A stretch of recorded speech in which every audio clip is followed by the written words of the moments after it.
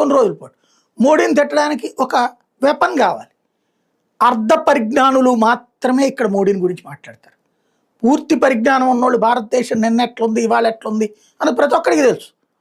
మోడీ వచ్చాక నాశనం చేసేస్తున్నాడు, దేశాన్ని నాశనం చేస్తాడని చెప్పి అనేటటువంటి అడ్డగాడిదలు, సన్నాసులు, ఎదవలు వాళ్ళకి ఏ విధంగా నాశనం అయ్యాడు?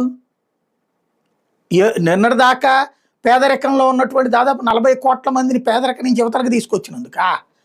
ఒకప్పుడు అన్నం తినేసిన తర్వాత పిల్లలు తినేసినటువంటి అన్నం సరిగ్గా తినకపోతే పక్కన పడేసినటువంటి అన్నాన్ని కూడా ఆప్యాయంగా తీసుకెళ్లేటటువంటి పేదరికం. ఇవాళ రోజున వేడి అన్నం పెడతానంటే కూడా అన్నదానానికి రాలేనటువంటి పరిస్థితి. అలాగే ఆనాటి ఆదాయ వనరులు ఏంటి, ఈనాటి ఆదాయ వనరులు ఏంటి?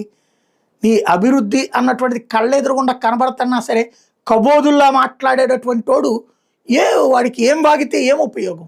ఏదో ఒకటి, ఒక ద్వేషం, మతపరమైన ద్వేషం, వర్గపరమైన ద్వేషం, హిందుత్వం మీద ద్వేషం, ఇలాంటి వాళ్ళతోనే ఇప్పుడు గొడవ అంతా.